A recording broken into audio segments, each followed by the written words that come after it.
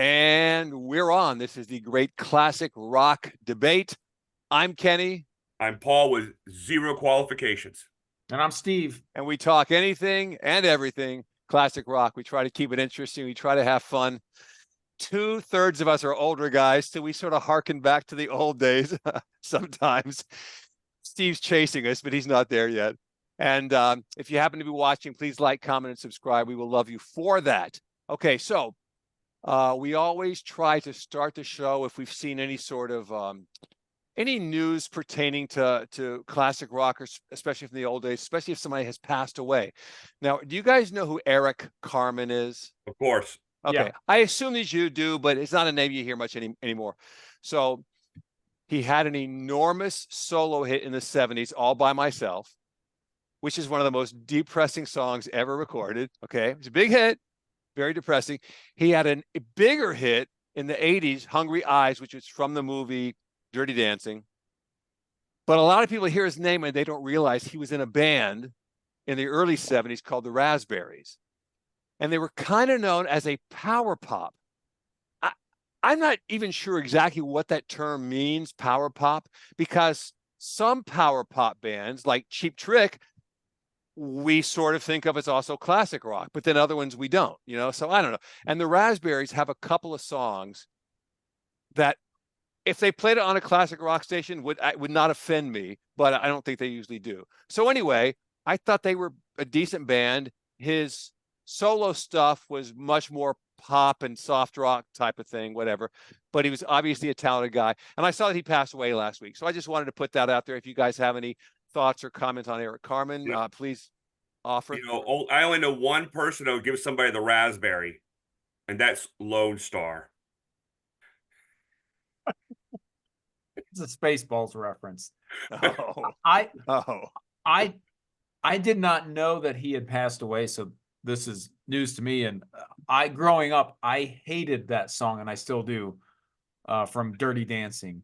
I've never been able to force myself to watch that movie. I watched like 30 minutes of it at the gym one time, but I do like his song from the 70s, All by Myself. That I will admit that's kind of a guilty pleasure. I won't seek it out, but if I hear it on the radio, I won't turn the stations. Right. It's also worth noting that the radio played like it was like a 4-minute version, but if you ever hear like there's a 7-minute version, and if you can get through it without slitting your wrists, man, you're good.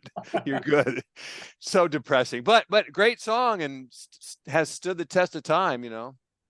Yeah, I did not know. I know of the Raspberries. I didn't know he was in that group. And he was the lead singer and their songwriter, the creative force behind the Raspberries. Yeah. Well, they're from Cleveland, so I'm assuming I'm going to guess he's from Cleveland as well. Perhaps, yeah.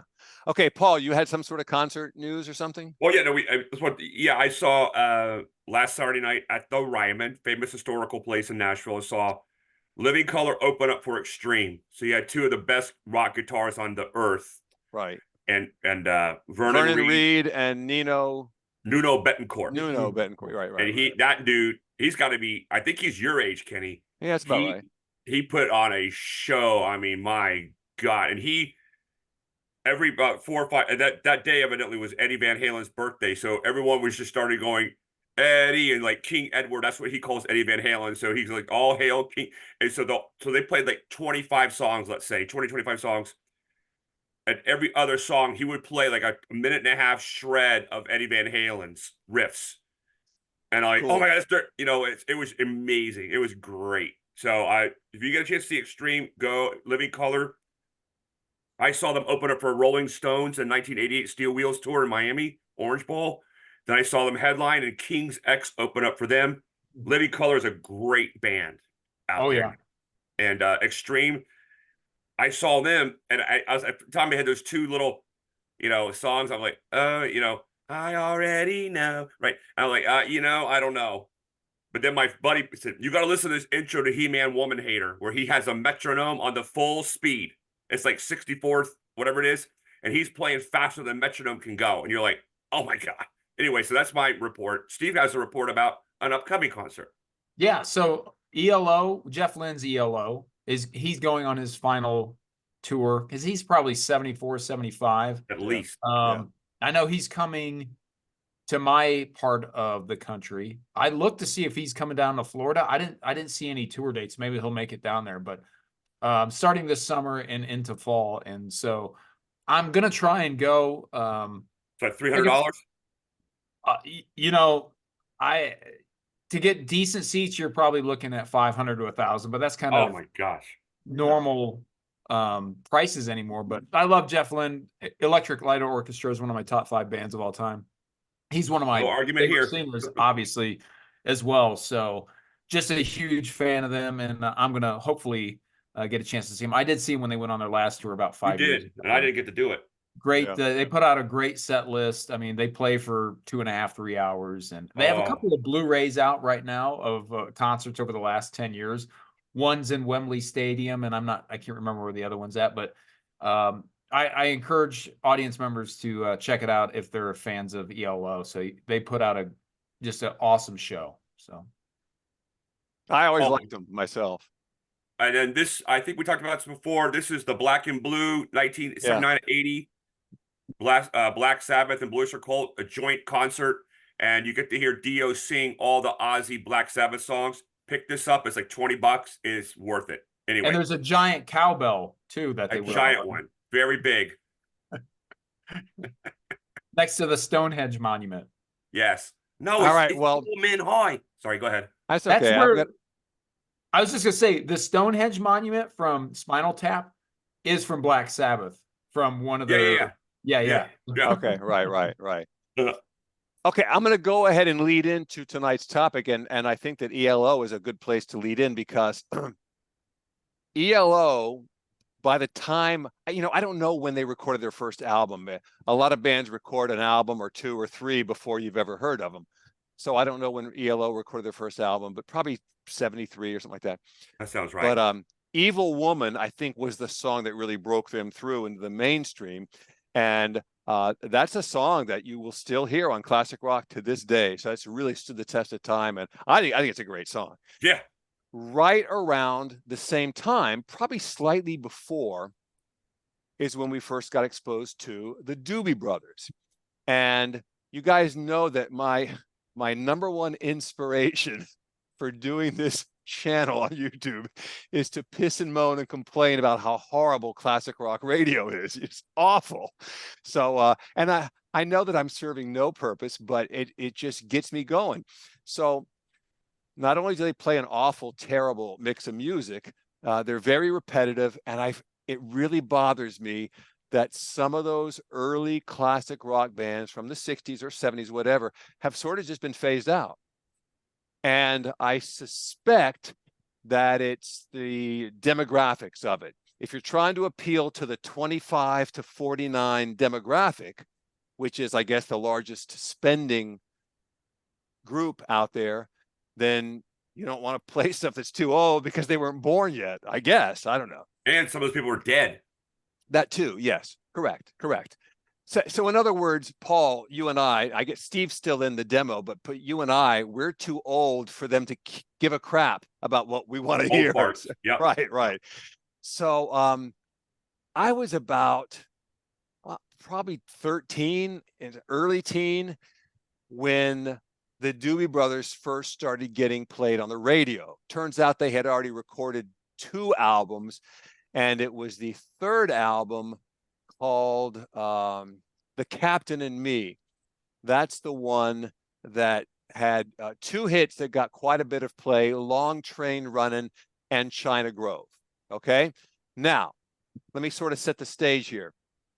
The 70s was a weird time musically, because I mean, you had the established rock bands, you had Clapton, you had the Rolling Stones. The Beatles had broken up by 73 or whatever. They had all started doing solo stuff. But you didn't have a whole bunch of hard rocking bands. Black Sabbath was still recording. So when bands like the Doobie Brothers appeared on the scene, there was enough of a rock element in their music to make it attractive. In other words, it wasn't just pop. They weren't hard rockers, but they were still rockers. The songs were catchy, And radio seemed to love it, you know, because you could hear the Doobie Brothers on the radio at any time. There was no classic rock radio back in those days. It was just top 40. But the Doobie Brothers were getting a lot of play. And so right away, everybody's going, who are these guys? And of course, the name was funny, the Doobie Brothers. So That's anyway, a funny last name, though, Kenny. Isn't that a really funny last name they all had? right. Right. And so anyway, by the time those two songs started getting a lot of airplay, China Grove and Long Train Running. By the way, I think Long Train Running is one of those songs where the title of the song is never actually used in the song. Yeah, I don't think it is. Yeah, it's not, which is why I stumbled for a second there to remember the name They're of obsessed with railroads. Because remember the other one, the B&O Freight, trying to get to Mama, we're running. No, where are we? That's the lyric to "Where Would You Be Now?" Or it's what's that song I was singing? Did I forget the title? I don't know. Where would you be now? No. That's a Doobie Brothers. So that's their big hit. Okay, maybe your version of it is just not resonating. What's their biggest hit? Well, it's either China Grove or their biggest hit is Black What Water? Fool Believes, but that's the post Michael McDonald thing. We want to focus more on the pre Michael McDonald. Yeah. For our purposes, yeah, because they're pre Mike. Listen, he's a talented guy and all that, but Michael McDonald completely changed the direction, the creative direction of the band, and they made millions and all that, but they were not really rockers from that point on. I just want to. I got to get this. I got to say this. Go ahead. I respect Michael McDonald, but he ruined the Doobie Brothers, and it's a totally different band. And put $50 million in the bank. That too. Yeah. But yeah, other than the fact that they kept the name, it's a completely different band, right? Yeah. They probably shouldn't have even kept the name, but whatever. So by the time those two songs were getting a lot of play, that's when radio sort of started playing Listen to the Music more, because that had actually been a minor hit several years before, but I don't think anybody had ever heard it. So then radio started playing that one too. So again, here we are in 1973, 73 and 74, because those songs carried over. And all of a sudden, these guys sort of became a presence on radio, and their music was good. The songs were catchy, and it had enough rock to be, to be a rock song and not a pop song. And I don't think anybody at that point yet had bought any of their albums, not me or any of my friends, because it wasn't until maybe a few years later that I actually heard the entire album, The Captain of Me. And it was so good. I couldn't believe it. I couldn't believe how good the songs were. Several more of those could have easily been radio hits, even though they weren't. Okay. Now, the lead singer at that time was a guy named Tom Johnston. His is the voice that you would know on Long Train Running and China Grove and Listen to the Music, whatever. And another guy who sang, whose name was Patrick Simmons, he sang on fewer songs, but I forget now which ones he sang on. I think he was actually the lead singer on Black Water. Yeah, he was. We'll get to that in a second. So anyway, moving ahead into 1974, they released another album called What Were Once Vices Are Now Habits. Okay. All right. And that album had the single Another Park, Another Sunday, which was less of a rocker and a more melodic song, I guess, but still a good song and a catchy song. And it also had a song called Eyes of Silver. It never became a big hit, but I hear it sometimes, not on the classic rock station, but on those stations that play deep cuts. And when you hear it, the first thing you'll say is, why is classic rock not playing this song? It's such a good song. It's clearly the Doobie Brothers. You know instantly it's got the qualities that the Doobie songs had. And it's just one of those things that songs should be played, and it's not. Okay. Now, the third single released from What Were Once Vices Are Now Habits was Blackwater. Right. And it had to be unexpected by that point in time that the third single release would turn into such a monster hit. Okay. I don't remember if I was 14 or 15, but I was home on New Year's Eve, and the Doobie Brothers were performing on probably that Dick Clark show that used to be on New Year's Eve. They would have live bands on there they would play only 1 or 2 songs each, but still it was kind of cool. I mean, if you're too young to go out partying and drinking, staying home, watch that on TV was a pretty cool thing to do. And the Doobie Brothers were there. I had never heard this song, and they played it. And everything about that song was so atypical of their sound that I was sitting there going, wow, I don't even know what to make of that, even though I had a feeling that thing is going to be huge. But it wasn't at all what I was expecting. Okay, I'm going to pause there. You guys, please feel free to jump in before we move further. No, I'm way older than Steve, so I heard that song when I was in elementary school, Blackwater, and it's one of those songs. Paul, before you do that, do you have any good recollections of Long Train Running or China Grove or any of the early ones? In high school, yes, but that was 78 to 81 or 82. But plus, I wasn't really listen. I was listening to Kiss in 1976, 77. So, okay, and I discovered Zeppelin. So, and then finally, and like you said, it was interesting that you said there was no classic rock. I'm trying to figure out when that they actually started that genre on radio. I'm guessing, but I think it was like late 80s. I'm thinking 80. Then where did we hear? Like I heard when a Blizzard of Oz came on, that stuff was blasting on every rock station. Like at WSHE was rock. It was I wouldn't say it was top 40, but it was probably on top 40 radio would be my guess. But WSHE was not that. They were rock. Okay. You don't know the station. But I do think I can't prove this. It's just based upon my memory. I think that it was the period that we sort of think of as the hair band period, which was late 80s. I think that's when a lot of rock stations said, you know what, let's start playing some more of the older stuff, because it sounds like we're in a holding pattern here. That doesn't need to be going anywhere. I think that was what the incentive was for them to start bringing back some of the classics, and then just thus the name classic rock. I think that's when it started, late 80s. I'm going to start looking it up now. Okay. I was going to say, in my market, and I grew up in a small town in Ohio, but yeah, it was probably about the late 80s when they started playing classic rock and really billing it as that. Yeah. And I remember I was probably like in the 6th or 7th grade, and they were playing it. I was like, wow, I really like this stuff. I'm like, this stuff that my dad used to listen to is so much better than what that's out today. WSHE's thing says they play classic rock since 1972. Says it right here on the. But they maybe just never changed their format. Well, that's the thing. They were playing what we call classic rock. They were playing it from day one, but there was not a genre at that time. Yeah, they just called it rock because it wasn't classic yet.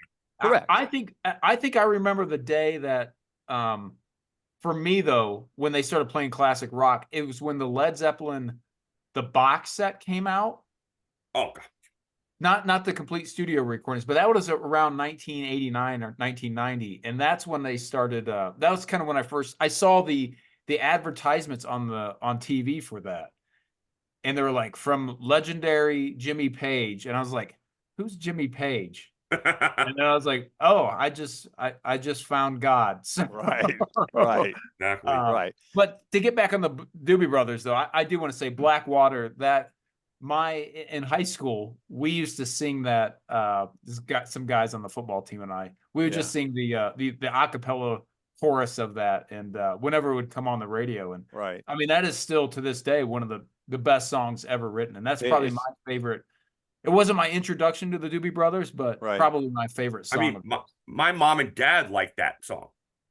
Yeah. My dad will, I like this. What is this? And I'll be like, Doobie Brothers. And it had an appeal that crossed lots of boundaries. It did. Yeah.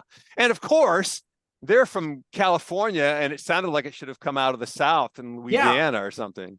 I always thought that they were, I associated them with Southern rock because of that song. I agree with Steve. Right. Yeah, that's a good call, Steve. I would have thought that too. And China Right. Grove, that's or Groove, whatever. That's Grove, yeah. Grove. That if that came from a Southern rock band, I wouldn't think twice about it. It's got, I mean, it's a hard rocker for that time anyway. Right. Right. For that time, it absolutely was. Yeah. So Kenny, the song that goes "Without Love, Where Would You Be Right Now"? What song is that from them? Oh, that's Long Train Running.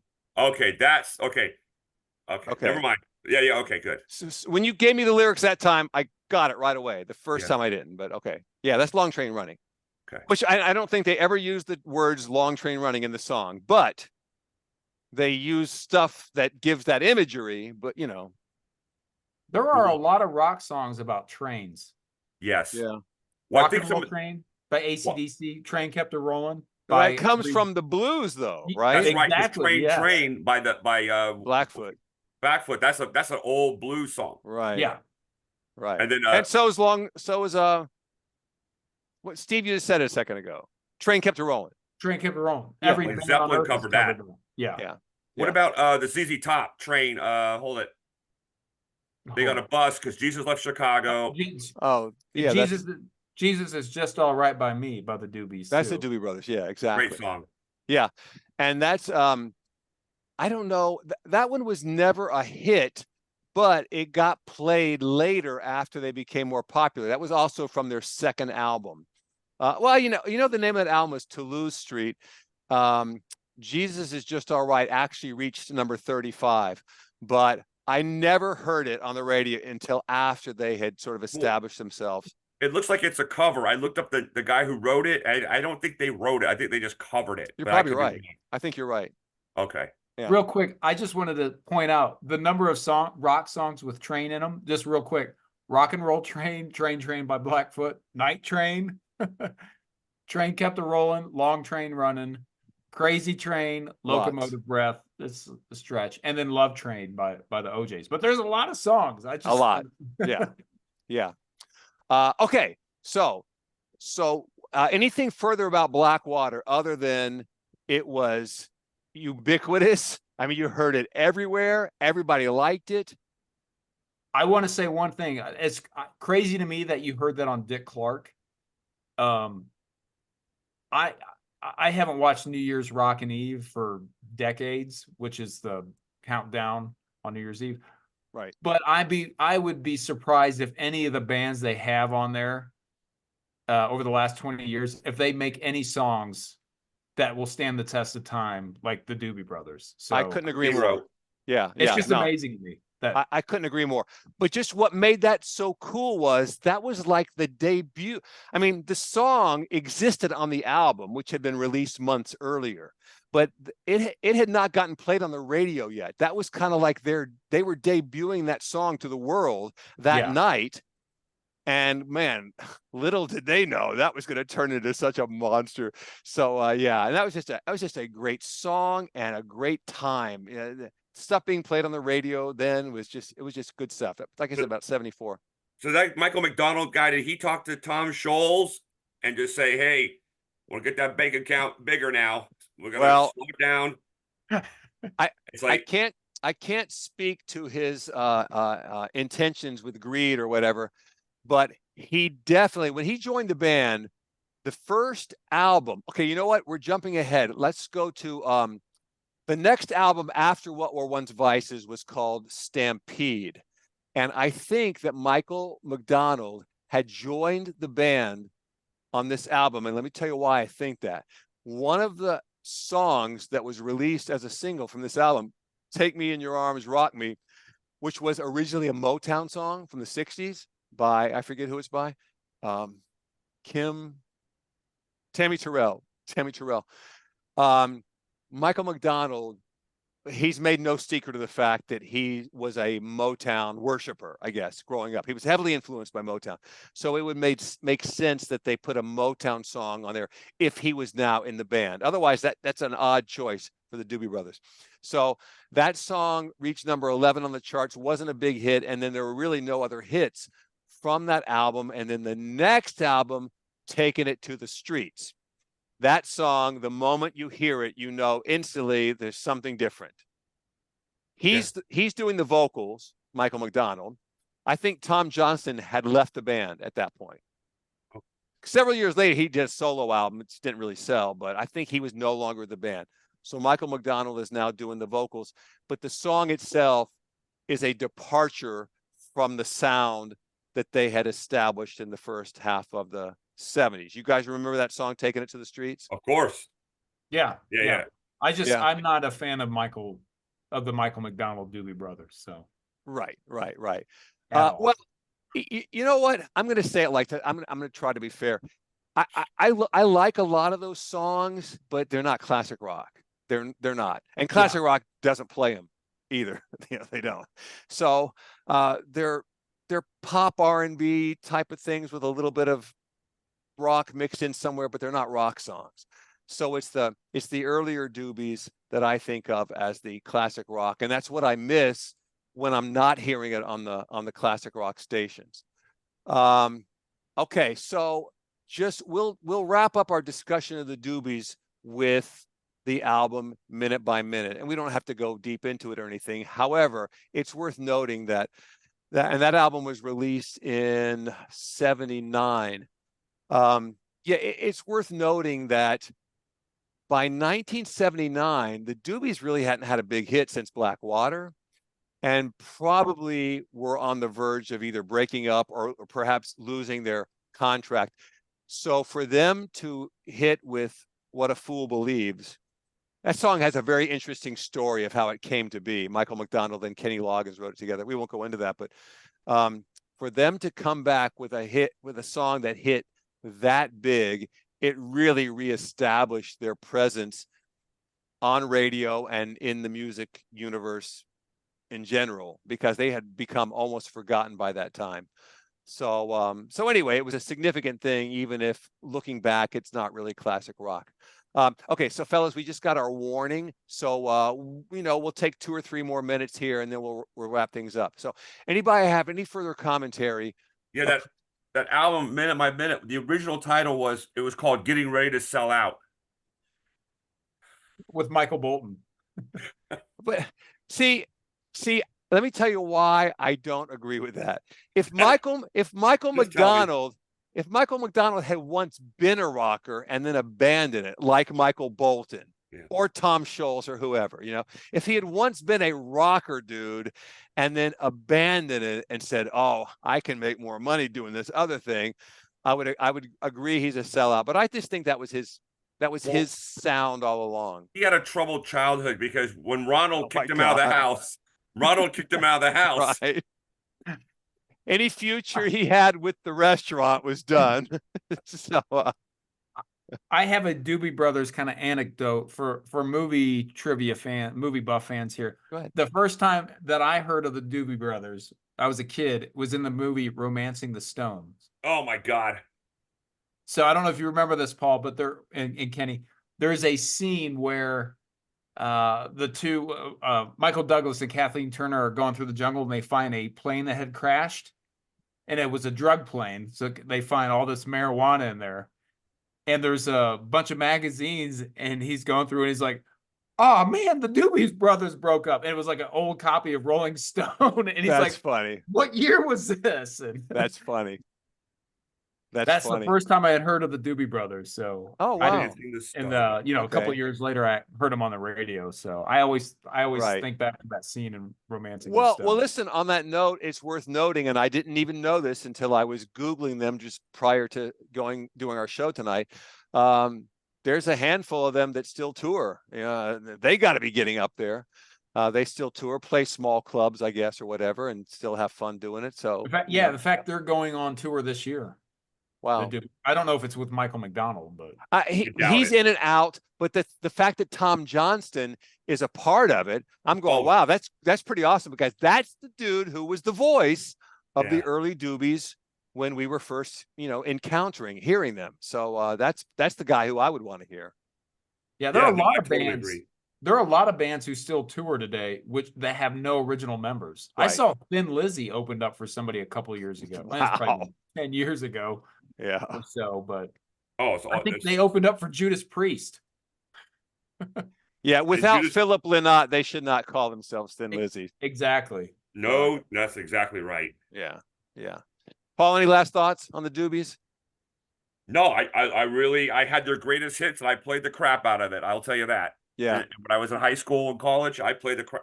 You know, you put that on a party, no one's going to say, turn this crap off. They're going to say, Nope. okay, they Not like one. it. Good. You won't get any complaints. In fact, people will say, "Hey, turn that up. That's awesome. That's good stuff." Yeah. Big fan. That was one of the China Grove was one of the first songs I learned on the guitar. So Oh, cool. yeah. Cool. Okay. Well, then, if anybody wants to make a recommendation to our classic rock list, which, for those unfamiliar, we name songs that we believe classic rock radio should be playing. And in fact, it's criminal that they're not playing, but they're not. So we make these as suggestions to anybody who, if you want to put together a classic rock list of your own that's going to be good and you're going to enjoy it. These are the type of suggestions we make. So I'm going to start with this. So the album, The Captain and Me, which had Long Train Running and China Grove, both. The very first song on the album was titled Natural Thing. Natural Thing. It's a 3-minute, it's a great album opening song because it's got a little bit of energy to it and it's really catchy. And if you like those other songs, Long Train Running and China Grove, you will like this song. It's just, first time I heard it, which was several years later, I'm like, I can't believe the radio never played this. Oh my God, are you kidding? So anyway, that's my contribution for tonight. The Doobie Brothers, Natural Thing. Steve, you want me to go? You ready? Yeah, go ahead.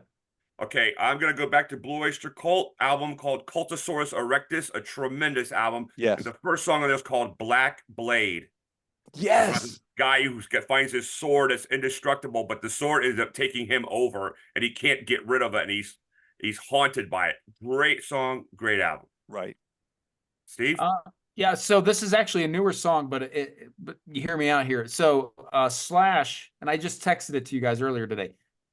Slash just released a song with Brian Johnson from AC/DC, Killing Floor, which is an old blues classic. And what's the guy's name? It's not. It's escaping me. Not Albert. No, I'm trying to think. Same guy who did Spoonful, I think. I'm not sure. It doesn't matter. All right, go ahead. So anyway, it's an old blues song. Yeah. Yeah, old blues song. Check it out. It's not a great song, but the guitar playing on it's really, really good. And the fact that there's so many cool musicians in it. Steven Tyler from Aerosmith plays a harmonica on it. Okay. And I just think it's great that in this day and age, like, you get three icons of kind of classic rock come together to work on a track together. So, and they all love the blues, and rock is based on the blues. So check it out. Based on the blues, exactly. Okay, so before I wrap up, one last thing.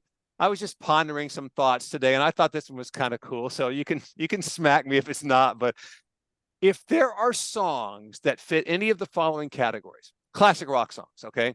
A song that the first time you heard it, whether it was 5 years ago or 25 years, doesn't matter. The first time you heard it, you were like going, no. But somehow over time, you changed and it grew on you and it turned into a song that you liked, okay? That's one. Or one in which it's been played steadily on classic rock over the years, and it's still after all these years, it makes you go, I don't get it.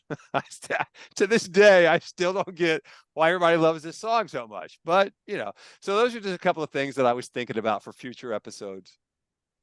Good. That's great. Yeah, I was hoping you were going to put on the spot because I'm like, I know I got some of those. Yeah, me too. Yeah. Or songs. I have a problem where, old albums, I stopped listening to like after the fourth or fifth song because I only bought it for one or two songs. Right. And then I went back and revisited and heard songs on there that I had never heard before. Yes. Like, why did I stop playing? That is the greatest feeling when you do that, because you're discovering something new that's not really new, but it's new now, so. And you've owned it for like 30 years. Yeah. Yeah, that's the greatest feeling. I love that. Okay, well, listen, we're going to go ahead and wrap it up for tonight. Great show. I'm so glad to be back.